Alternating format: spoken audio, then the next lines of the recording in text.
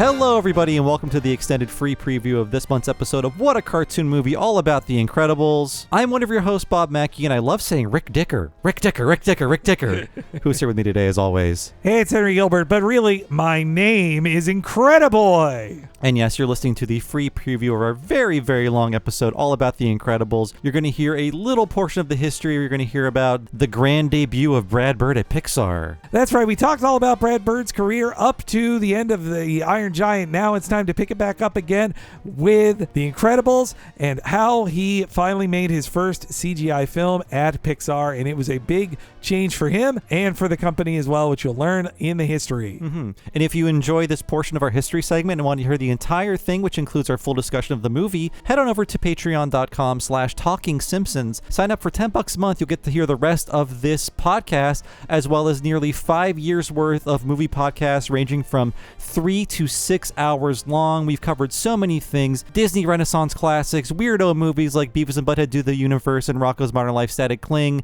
anime movies like Kiki's Delivery Service, Tokyo Godfathers, and Millennium Actress, and so many movies. Like I said, almost 5 years worth of this monthly podcast will be available to you immediately the second you sign up for $10 a month at patreon.com/TalkingSimpsons. And when you sign up at that $10 level, you'll also get the $5 rewards too. Henry, what's going on there? Those $5 rewards are starting off every month. You get a new episode of Talking Futurama and Talk King of the Hill, where each month we go through another episode of those series. Right now we're in season 3 of King of the Hill and season 4 of Futurama. It's a whole lot of fun, just like we do on The Simpsons. And then you get the whole back catalog of the previous $5 a month exclusives, over 150 episodes of us covering all of our previous episodes of Futurama and King of the Hill, plus every episode of The Critic, every episode of Mission Hill, and many of our favorite episodes of Batman the Animated Series, which if you like all the comic book super nerd talk in this one, I know you're going to love our talk about Batman the Animated Series. All those $5 things are yours as well when you sign up at that $10 level to get the What a Cartoon Movies at patreon.com/TalkingSimpsons. And if you've never signed up for Patreon before, it's so easy to do. And once you sign up, you can use any podcast app you enjoy to listen to our bonus podcast alongside your regular podcast as part of your podcasting lifestyle. And there is a Patreon app for any smart device you might have. You can listen to our bonus content that way too. But no matter which way you do it, it's so easy to access all the content waiting for you behind the paywall at patreon.com/TalkingSimpsons. Now with that out of the way, let's suit up and let you hear this extended preview of our history of The Incredibles.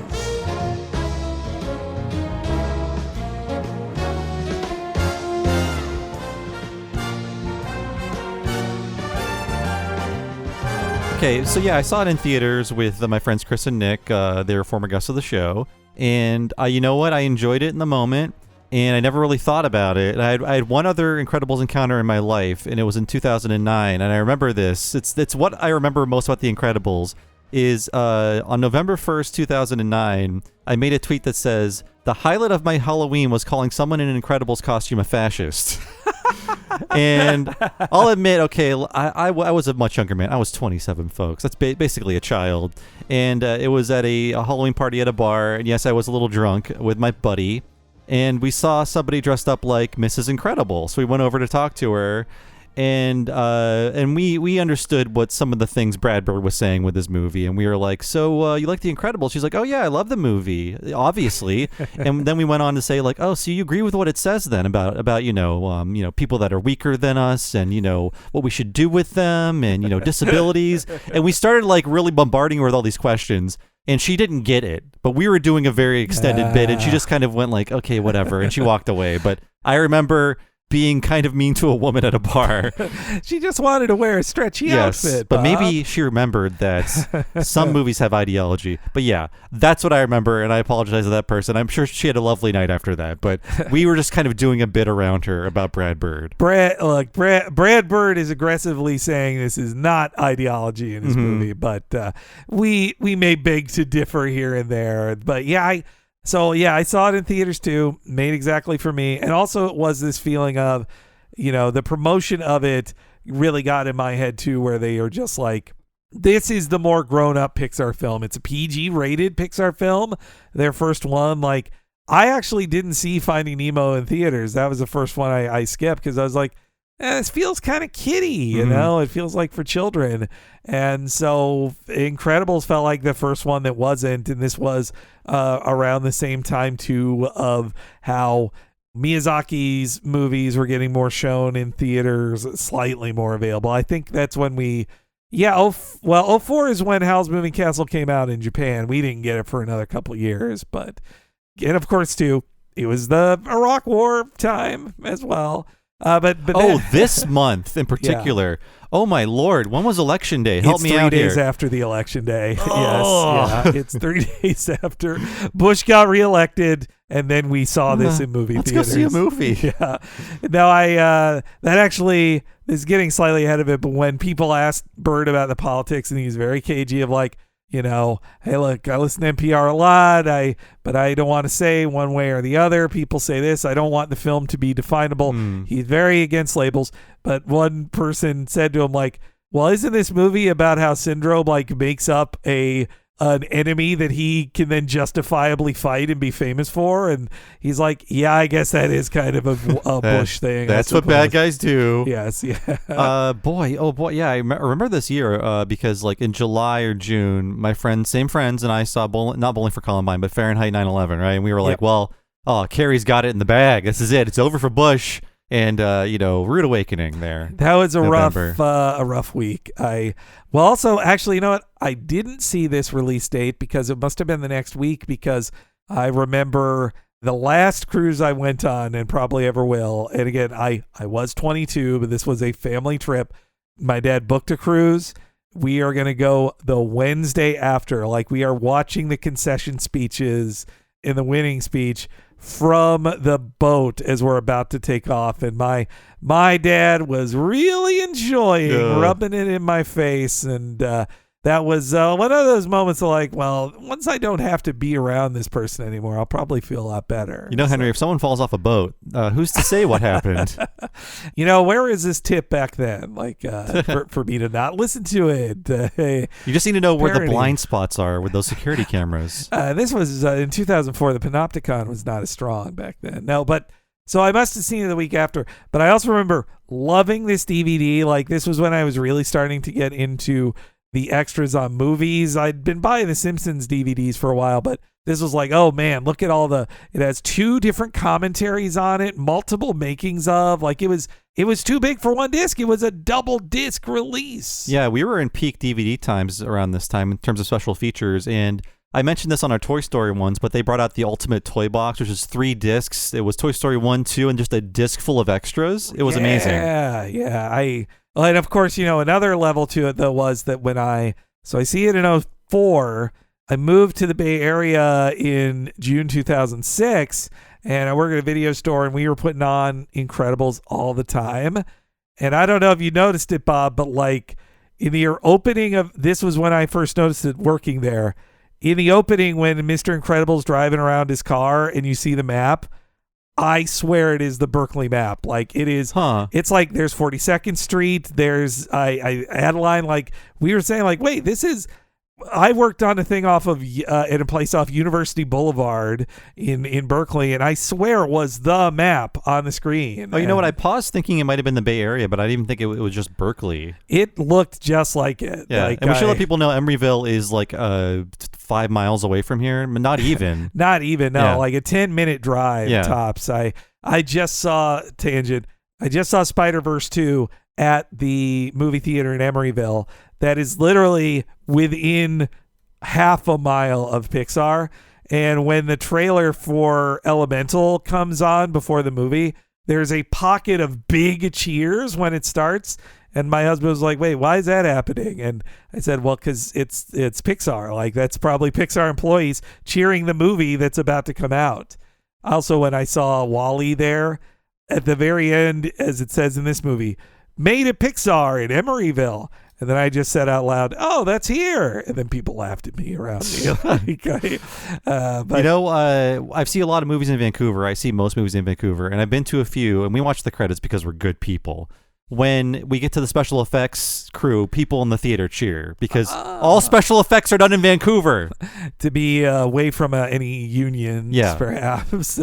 Well, like we've talked about this before, but another reason you outsource things to Canada, for instance, is that price-wise, you don't have to factor in healthcare for your employees. Like that alone subsidizes it a lot. Now rewatching it, it's also funny too because we've said it before. I see the sequel in 2018.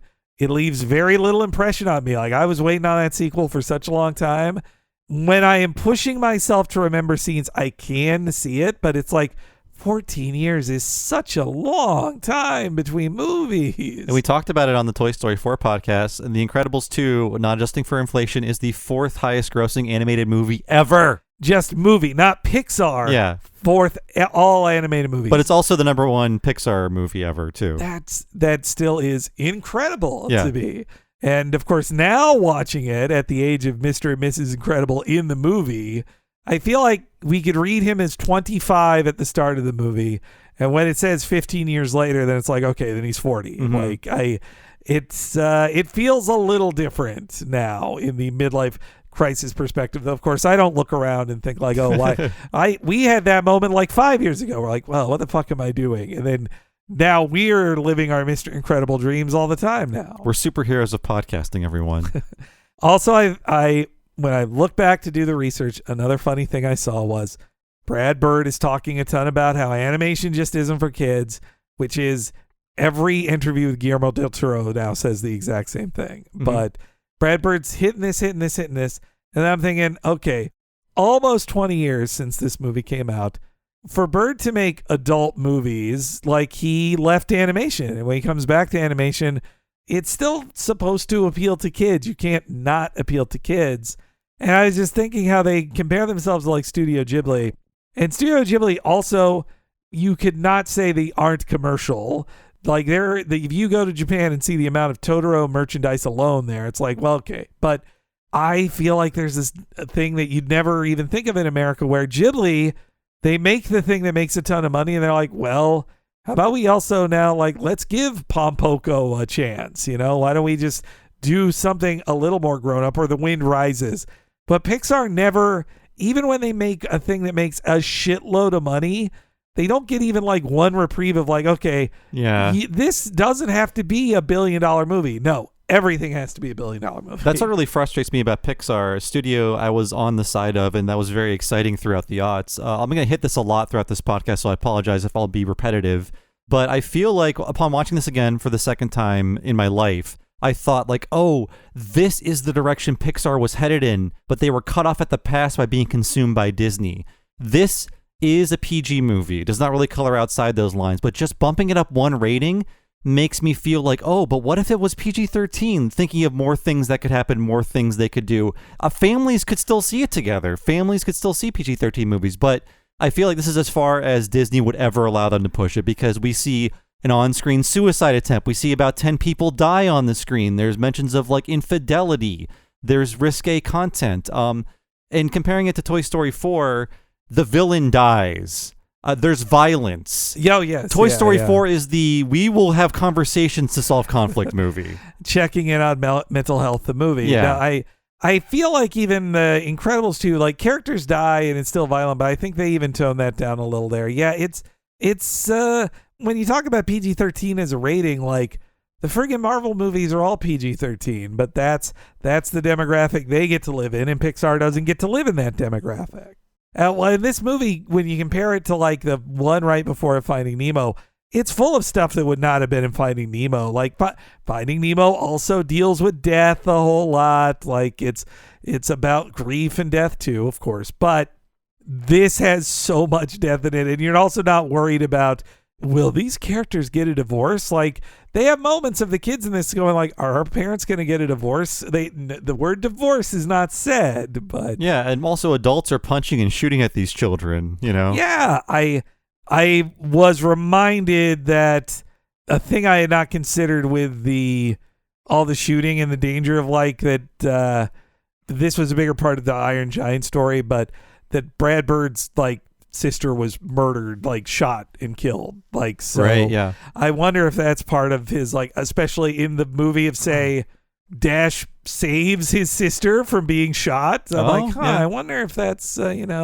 there's something in there he's working through. But it is an interesting movie of where Pixar could have gone. They could have kept leveling up age-wise, and I'm sure Brad Bird would have liked that, but you just can't. It's not, when Disney owns it, you got to, every movie has to be a machine that prints money. It has to, and that means the widest audience possible. And I'm sick of every animated movie either being like Toy Story or Shrek, and on the other side, it's like, or Sausage Party. It's like, it can either be fun pop culture kiddie stuff or like vegetables are coming and shitting. You know, it just, there's no happy medium, and I feel like this almost fits into the happy medium. Yeah, when you see in other countries, they don't have the American thing. Like, I mean, certainly lots of Japanese animation is specifically marketed to groups of people, but like French animation or Mexican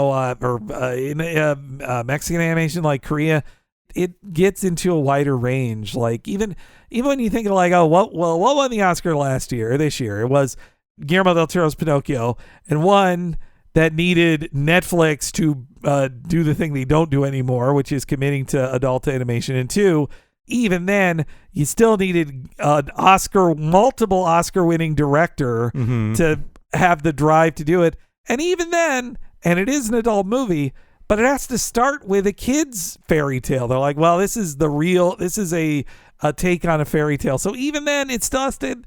There's the kernel of kiddiness in the center of it. We'll get to it by the end, but I'm curious if the thing Brad Bird is working on now will be an actual, like, for real movie for adults kind of thing, or not. And I don't mean fucked up or R-rated, but just you can see it in tone. It's not just a checklist of violence or whatever. But yeah. So where did we leave off with Brad Bird when we did the Iron Giant movie podcast a few years ago now? Maybe, let's say 5. It's great, isn't it? That's how long that was. Or 4, maybe. I don't know. I think it was our Christmas 2019 one. Okay, I think it was. But because Christmas 2020 was End of Evangelion. I remember that. But yeah, so quick version of Brad Bird up to that point. He was this wunderkind animator who was like a kid that sent in his cartoons to Disney. The 9 Old Men, especially Frank and Ollie, took an interest in him. He's one of the first students of Cal Arts in a certain department we'll get to. He works his way up, but he constantly is having friction. He quits Disney before he's even like a part of Black Cauldron, really. And he's just in and out trying to get movies made. And then he gets a job on The Simpsons, but leaves the security of that to make Iron Giant. Iron Giant is made for a third of the budget and time, is what he said, or 2/3 of the budget and time that like a Disney movie got at that moment. And then by the time the movie's finished, there's been huge executive turnover at Warner, and his the movie barely gets released. And so where does that leave Brad Bird after another very frustrating moment where when he finally gets to direct his first feature at the age of 42, well, what's he going to do? And so the film is a critical darling, but 2D animation seems pretty much dead or on the way to being dead. And definitely mainstream press is saying, oh, it's over. And I mean, you look at the 1999 box office, Toy Story 2 murders Iron Giant. Like, it's like 100 Iron Giants and how much money it made. I forgot they were in the running against each other. Yeah, it was like, I mean, Iron Giant came out like August and was gone by September, but if you're just looking at the year numbers, in general, yeah. And so, Brad is, it's a tough time for him, but, he's very lucky that he has a certain friend who he first met in a little classroom called A113. I've never seen that number anywhere in my life. Bird says he's the first guy to put it in something that then became a thing that even people who weren't in that classroom have put it in their movies. But he says he was the first to put it in Family Dog in the short. But yes, in case you don't know, A113 is the room in Cal Arts, the school started by Disney for training animators in the classic Disney style, and an entire generation in the 70s, late 70s, were the first hired to be seen as the next generation to take over from the 9 Old Men.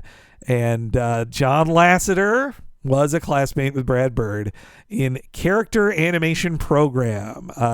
Apparently, Jerry Reese, the director of Brave Little Toaster, first student, second student John Lasseter, and Brad Bird, I think, is like third or fourth. And other people in that class, in case you never heard it before, include Tim Burton, John Musker, Gary Truesdale, and Henry Selick. All future directors. Like they were on their way to success. And of course, we've heard Brad Bird and Lasseter both had their own problems trying to work at Disney in the pre-Eisner days.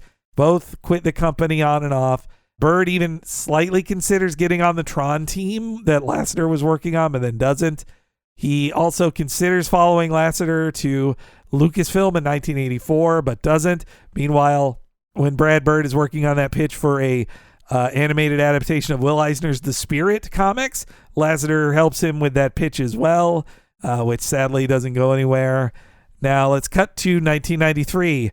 Brad Bird is working on a ton of potential films. When he talks about how in the movie how Bob Parr is sitting at his desk and being told you can't do things, that was how he felt all the time, because he could get these pitches so far up the chain, and then eventually someone would say, well, but you can't do that. Like, and it would just get shut down, like just a ton of stops and starts. We've heard from people in the business that often you're just paid to make nothing. You're paid to have ideas that don't get made, which can be pretty nice sometimes. Yeah, it's how you can afford to keep living in a nice place in Los Angeles, because you get paid, real like 6-figure or even 7-figure development deals to then not make a movie. Or you have things like, say you work for 5 days pitching on the Mario movie, and then they cut you a check for like $60,000, and they say, like, well, we might use 2 minutes of that, and then you're in the special thanks at the end, and your name is Alex Hirsch. But potentially, I'm just saying that's one of the type of things that could happen. I'm not saying that did happen, but as he's working on all these things, he has an overall deal with Turner. He's working on that Ray Gunn movie. The name, it's a band's name, Ray, Gunn, Gunn. As he's working on that at Turner, he also, in 1993, has this idea. It comes from the fact that Bird is getting older, and he's thinking that I'm now a dad with 3 kids, including he has a new baby named Jack. That's his nickname for his kid. Yep. Okay. 3 kids. One of them named Jack. Like this is a very personal movie to Brad Bird, and he's thinking about, like, one, I'm frustrated that I can't make these things work, and I want it to be bigger. But also, he's thinking, how do I balance work and family? If I want to be a great dad, can I be a great director too? Can I be as committed to directing as I am to raising my kids? Like he doesn't want to be an absent father, and also I should mention that, at least as far as I've seen, Brad Bird still married to the same woman he married in 1988. So how refreshing.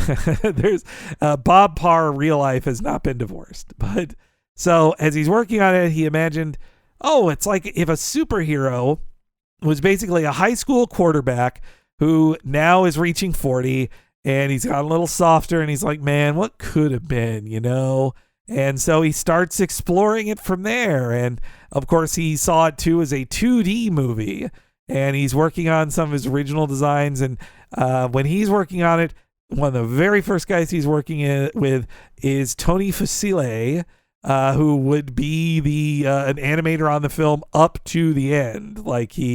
Brad Bird, when he likes his guys, he sticks with them. I think he also did character designs too? Yes, yeah. He worked on the character design, so he's not lead character designer, but yeah, he really helped a ton on the concepting page and drew it, and he's basically like second or third in command on the movie. Fusilli is. But it's not just about superheroes, of course. This is a love letter to the period that is highly influential to the animators of Bird's age. 60s futurism, this dream of the dream of the Jetsons, the dreams of the Marvel Age of Comics, James Bond movies, like all of this Silver Age futurism they imagined. One reason that this didn't feel as novel as it did in 2004 is because Venture Brothers just beat it to the punch with the space age parody stuff. Right, The Impossibles, right? Yeah, Mr. Impossible. I think it was that fall, even like 2004 fall. That's when they did their first season. Yeah, that's right. Yeah, it lines up perfectly. So not just the Fantastic Four parody, but the idea of living in like the 1960s, that version of the world. And you're in like the crappy version of it. Like, oh, it should have been this. Like, yeah, you're right. The Venture Brothers creators, they're tapping into the same thing as this of like, Birds describes this by name in one of the bonus features I watched, but he says like, we were promised flying cars and now you're living in this world and it's like shitty. Mm-hmm. And it's this general thought of like disappointment at a promise unfulfilled, which Venture Brothers is that times 100. Like everybody is just miserable and wishes they had the life they dreamed of as a kid. And a lot of this is also spy stuff. I feel like it's equal parts spy stuff and superheroes. And so is Venture Brothers, honestly. Yeah. Like secret organizations and intel, and there's even jokes about monologuing in the Venture Brothers first season that you see in this one. Of course, yeah, it's a big coincidence, but they both arrived at the same point around the same time. Syndrome and Monarch aren't unsimilar. Yeah. Also, they both have a hot girlfriend as well who runs the show. Yeah, no, this totally pulls from the same place. Like in there, I think the Venture Brother guys are like 10 years younger than Bird. Like Bird's 42 in when Iron Giant comes out. The Venture Brothers guys, I think, were in their late 20s, early 30s when Venture Brothers started. Yeah, I think so. But yes, you're totally right on the spy thing.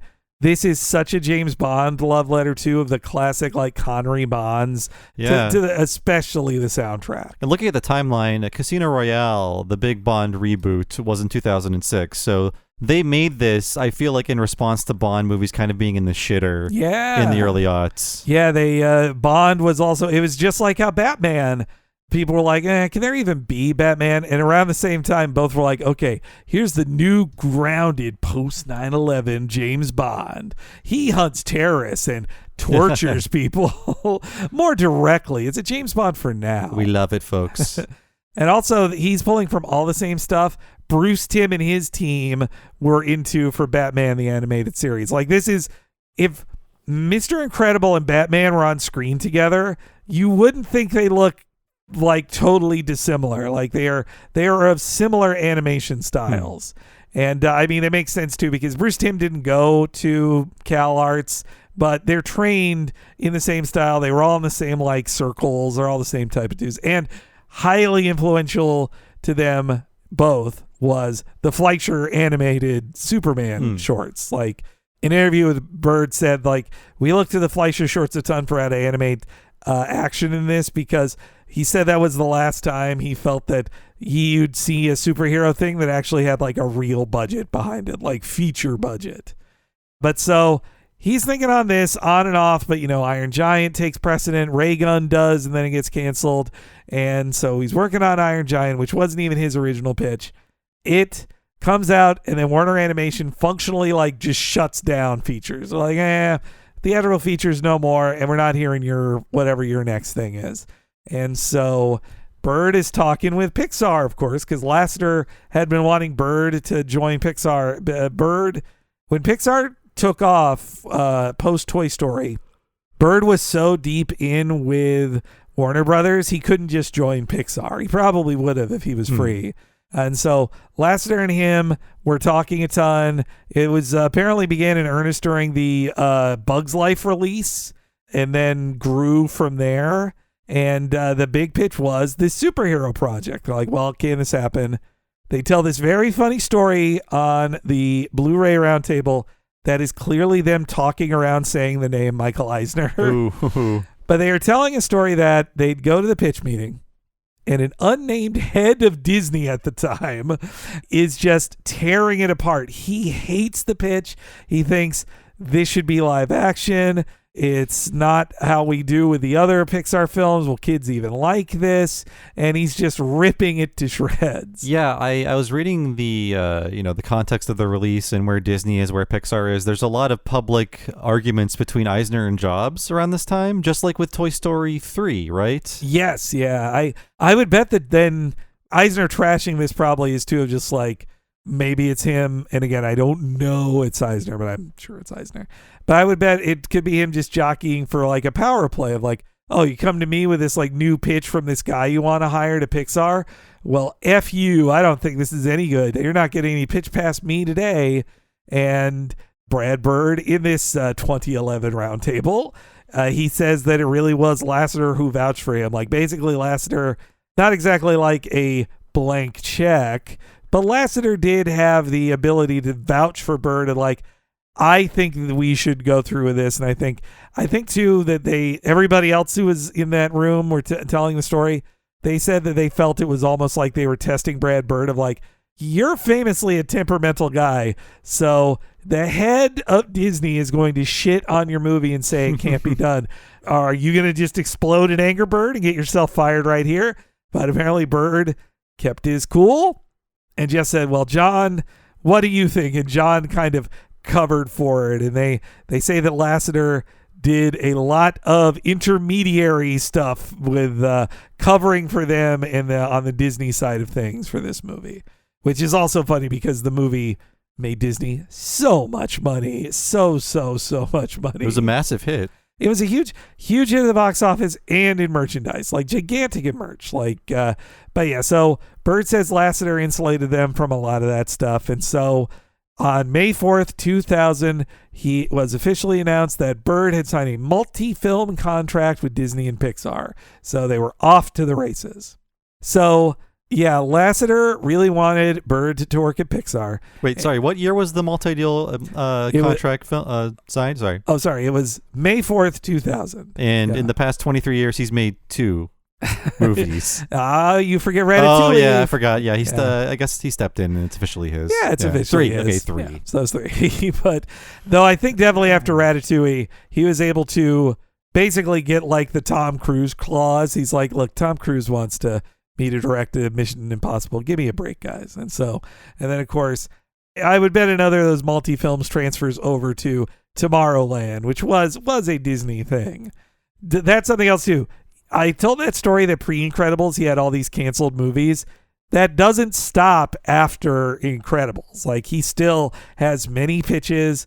I think too, he's told stories that make it sound like he interviewed to direct The Force Awakens, but then turned it down because of all the control. He's like, I can't, to play in this sandbox, I got to work with too many people. Yeah, honestly, it'd be hard to say if that'd be a better movie. Probably in a vacuum, but who knows what would happen after that. I think it would have been a better singular movie, but yeah, J.J. Abrams back then knew how to work with the executives more. Like he's a film executive himself. Like he's not going to fight them on it. But yeah, so for Lasseter, it was defined at the time that they wanted to do this unprecedented move because Pixar, he was worried, might get in a rut. That they had discovered their formula and they weren't going to try anything new, you know? But instead, he said that Brad Bird would instead be this like uncontrollable agent. Well, not uncontrollable, but like a new person in it that would join the team. And also, like, you know, all the directors mostly who got to be directors up to that point and even after were like longtime Pixar people who worked their way up the ladder. They don't hire an outside guy and say, and you get to direct a Pixar film.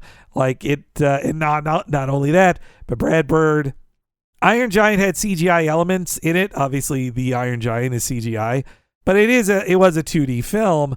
Bird had only worked in 2 dimensions before that.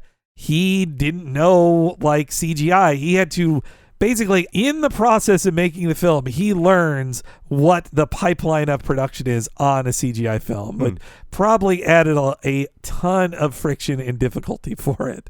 Brad Bird would say it himself. He's a board rule breaker, and here he enters Pixar, and it's a thing he doesn't know, and he is constantly meeting tech people who say, well, but you can't do that. You can't do that.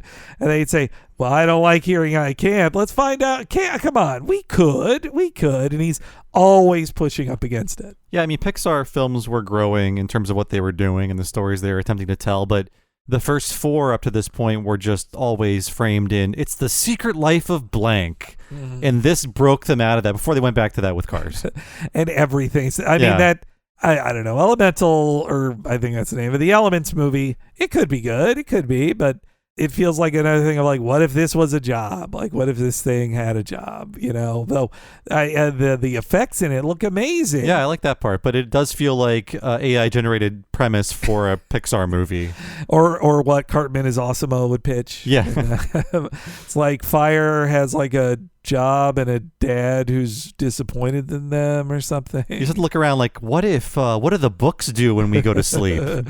What if my Spider-Man comic talked and was like, I'm sorry to be entrapped in this box here. What if Daffy Duck went to all the covers? That'd be fun. What if my Howard the Duck stuffed animal fell in love with my Stitch stuffed animal? Well, now you're just pitching Toy Story 5. Yeah, I guess. Yeah, these are just Toy and Disney owns all of those characters, so you're good. Okay, what if my Mystery Science Theater box sets, they all started arguing with each other? What if that We'll happened? talk to Shout Factory about this. But yeah, so Bird joins it, and that he, doesn't want the company to get complacent. Lasseter is pushing him, and he is a very passionate director. Even in the Disney press footage, they are cutting around him swearing. There's some stuff in the 04 doc that I'm like, this is more warts than all that I've watched Disney making of features that they put on Disney Plus in the last few years.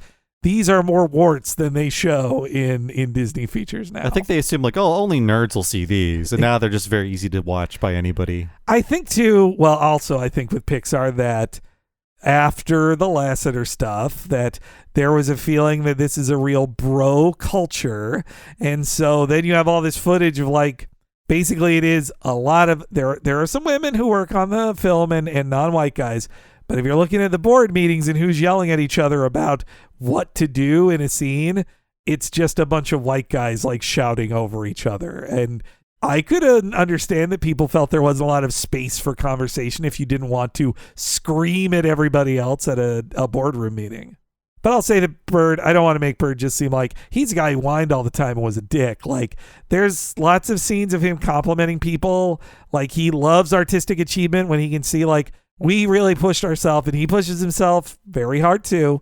I don't want to say the bullshit thing people say of hey, I push myself as hard as anybody, but he does push himself really hard, and he's very giving with compliments. And if there's anybody he hates, it is a non-artistic producer or an executive saying, this costs too much money and don't do that. Personally, I'm okay with him having more ire for those people than I am for an artist under him who says, it's impossible to make Mr. Incredible's arm move this way. Mm-hmm, yeah. I feel like Bird listens more to that. And also there's some funny stuff. I showed it to you. In the process of making a movie, you have to stamp things with approval. And it's a literal, at least in Pixar then, it was a literal stamp. And they're custom stamps. They're custom stamps made for the movie. And they made, for each project, they made custom stamps that were basically him as this little goblin in a hat going meh, I don't like this. No, the saying was, do we like this? Which is his way of saying, I know we approved it, but do we like this? But also for other movies, they did caricature other directors for their own personal stamps. Yeah. They isn't that great in The Waking Sleeping Beauty? All the funny caricatures they're drawing all the time. Especially the ones making fun of, I said it, Jeffrey Katzenberg.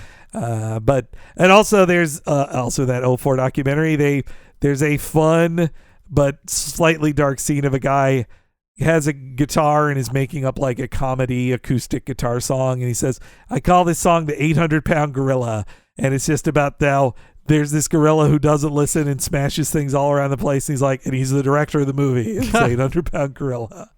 But so there's a lot of things that cause pain points in the production, but the first one was, so Brad Bird writes the script. It starts with a written script. Well, of course he pitches it, then writes the full script. And this is the first Pixar movie that is written and directed by credit, sole writer credit, sole director credit.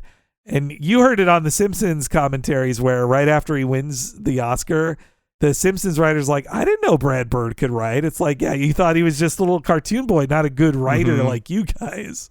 Now they have to respect him. Only because he got an award they haven't gotten yet. Well, James L. Brooke got, but the rest haven't. So after the script, Brad Bird then puts together a story reel. And this is a little technical, but basically the way Pixar up to that point had done storyboards and making animatics, They do the storyboards in a general sense, like they're not committing to full layouts or lighting or shots.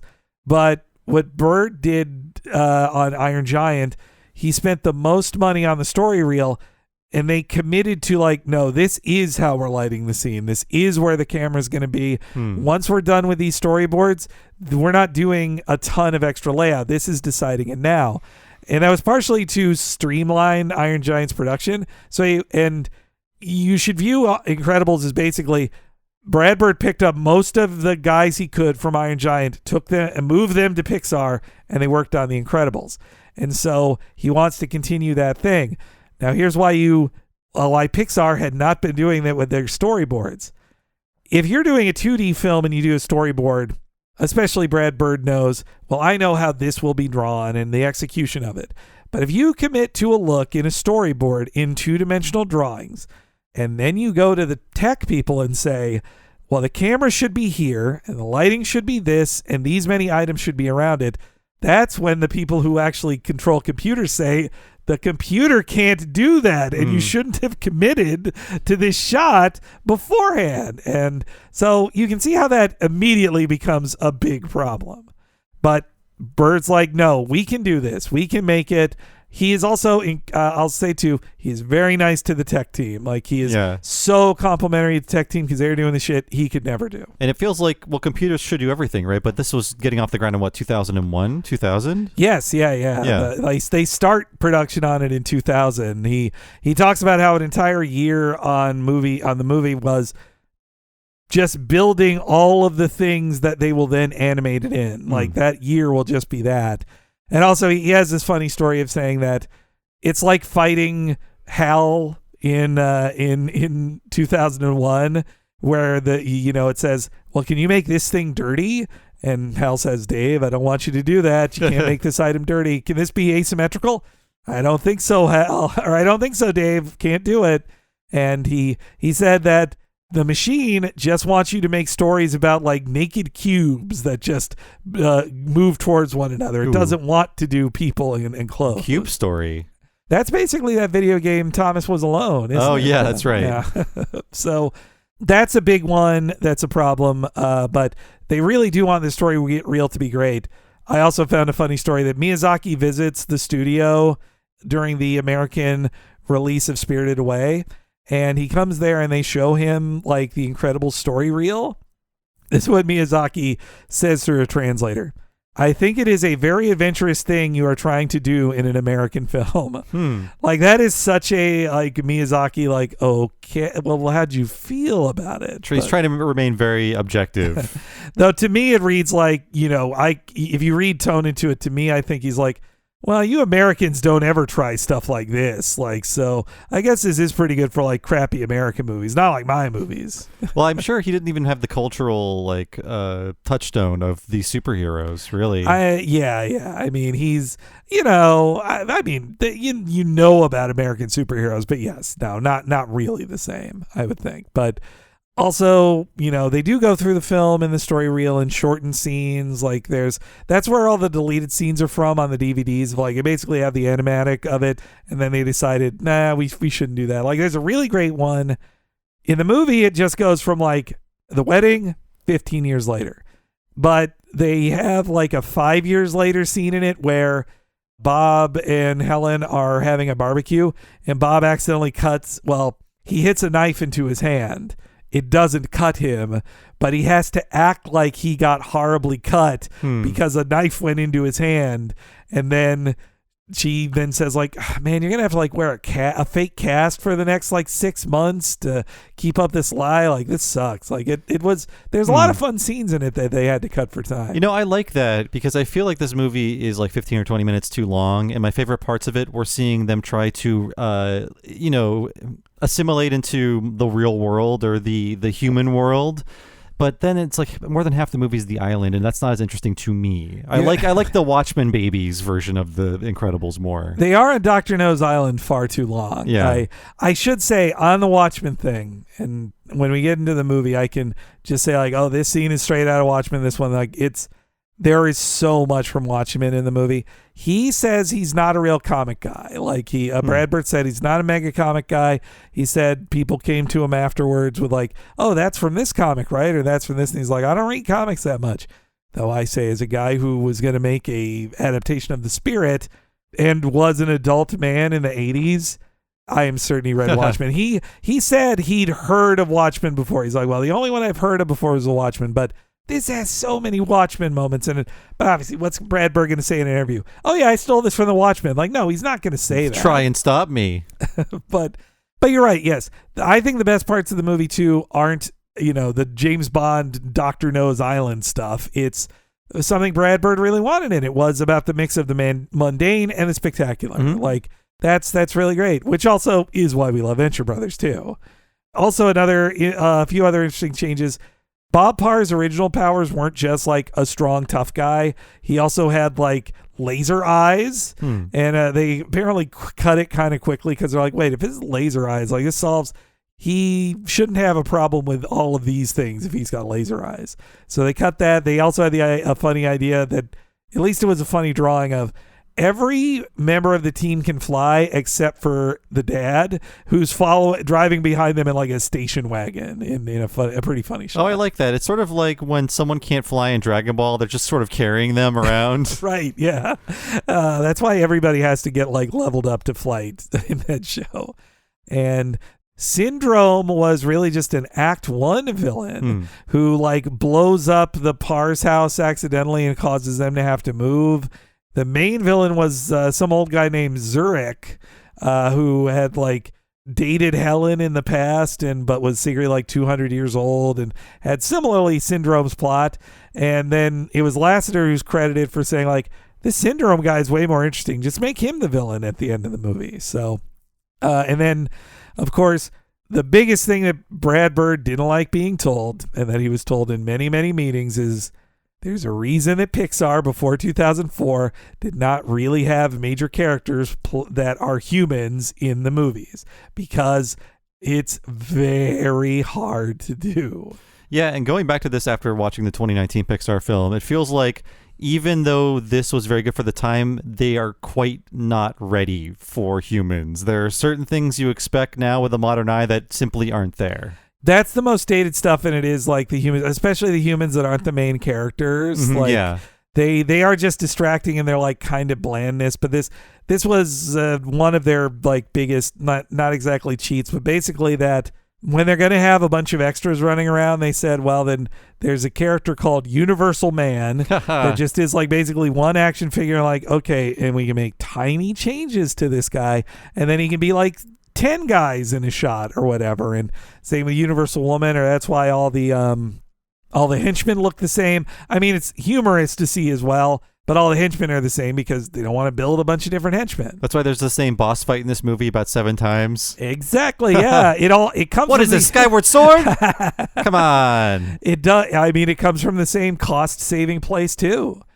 So to try to make it less expensive, he was told like, really doesn't need to be humans. Like, also, if you look at compare things at the time, in 2001, out comes Monsters Inc. and Shrek. Monsters Inc. was a big deal because Boo's on screen the whole time, but because she's a little kid, it can kind of fudge some things with her as far as accuracy goes. And also a big thing for them was, I believe at some point they decided Boo's character has to have ponytails because her hair will go too crazy. Like, they don't really understand hair enough yet. And then meanwhile, you compare it to Shrek, humans in Shrek look like freaks, like more freakish than an ogre. They're like melted Sims. They're just very bland. Well, too. if you go back to our Toy Story 1 podcast, I remember being in the theater and sort of understanding the limitations of the form, even though I was 13. But then knowing that Sid would be a major character, that was impressive. Like, wow, you're showing us a human being on the screen rendered with this technology. I thought I was just going to be looking at toys. It helped that Sid is supposed to be a weird kid, I think, too. Yeah. And then, of course, they level up after that with, like, Al in Al's Toy Barn. But actually, Bird uses that as an example of what they didn't want to do, because with Al in Toy Story 2, they want to show off, like, look at the individual hairs on his face, so you can even see the pores in HD. And Bird's like, no, we want more stylized than that, especially if we're going to do this in a big way. And also the characters, Bird loved his stylized characters. Like he wanted to keep those kind of UPA shapes in 3D. I think that if you go into this movie not understanding the intent, it might look a little flat and cheap to you, because we're used to Pixar movies being like, oh, every corner is scuffed and there's dust on this, and we made sure there's a realistic wear and tear on every item around you. In this, it feels like they're more trying to emulate the 2D world that Bird came from. But as a result, if you're used to the really lived-in world of Pixar movies, it can feel a little flat and cheap. Yeah. Man, compared to Toy Story 4, where like, I would bet dust particles that fly up in Toy Story 4 take more computing power than the entire Incredibles movie has, like just to make that dust fly around. And, when their hair gets wet, it feels like, did I just make this in Dark Souls? Yeah. But that was impressive for the time, though. Just like, wow, they not only made hair, but they made it wet. But now you're like, wow, we've come so far. Look at Merida. The entire movie is just like, look at the fucking hair on this lady. They were so proud of that hair. Yeah, no, this hair for the time, he was like, especially for Violet, because he's like, look, the point of Violet, character-wise, their hair is part of their character. The fact that Mr. Incredible is balding is important. Like, he needs to be losing his hair. It needs to be less fluffy. But Violet's the big one of like, she needs a drape of hair hanging over her face to be the stereotype. She needs to be the girl in high school who's hiding behind her hair because she like lacks confidence, She's a very big stereotype. Her goal in this movie is to impress a boy. Yes, yeah, and she finally does it. Yes. Finally, by being herself and not hiding her pretty face. Mm-hmm. I feel like Bird is saying that it was like, this is a speech he gave to his daughter. I do recall in Incredibles 2, I think they dealt with this a little better. But look, I told you in the boardrooms on the story team, there not any women in that meet. I didn't see any women in those meetings. It does take place in this version of the 60s, or a very 60s looking present, but the ideology and the like philosophy of everyone is very white, boomer, straight. Very, yes, yeah. And another thing that gave Bird inspiration was he did see the Jerry's Game short, and he's like, oh, this is a more stylized human. This is kind of what I'd want to do. And also there was an incredibly telling quote he had about how when they made Finding Nemo, he was working there while they were working on Finding Nemo, of course, and he says that they watched a ton of nature documentaries and went on like trips to coral reefs and stuff, but what they didn't want to do was make it look exact in detail to nature. They wanted things that accurately expressed the emotion felt when they were seeing the animals, but not have it be exact. So you're saying The Lion King 2019 got it wrong? Well, I guess in a business sense it got it right, because it was much more successful than even Finding Nemo. But I was especially thinking that after I'm not watching that Little Mermaid movie, but I'm sure the actress is great. But that looks like shit. Like, all the special effects in it look like shit. The animals look like the actual real disgusting sea life. Sebastian the Crab's just a fucking ugly crab. There's no... I heard there's not even a hot crustacean band in that movie. What the fuck? Yeah. Man. Hey, this is just what Twitter tells me. That's terrible. See, I guess it'll be included in Disney Plus. This is the slop moviegoers want. Just show me what the thing looks like. Yeah. I felt shame of seeing stylized characters. I need to see it look real, like I'm watching a nature documentary with singing crabs in it. Like, blech. But so anyway, though, yes. That gave him this kind of permission to work with the characters and have them be stylized. But yeah, the hair thing, he was told by the tech team, this is all pretty much theoretical until about the last year of production, where they got it to where it is in the released film. And they also, he tells these funny stories of how when they were working on it, he didn't know how the system works. You may be seeing these, temp videos of like, here's how they test it out. And basically, this is video game talk, but like a T-posed character will fly through the screen and only the face will move. And they also won't have their clothes on. They'll just be like a beige body. And he's like, well, wait, why is there like the pants standing in front of them and completely flat? And he would just be told, no, dude, don't look at that. That's not going to be in the final movie. And he's like, What am I supposed to look at? He said eventually he saw the Matrix code and was like, oh, this is how you're supposed to view this. Okay.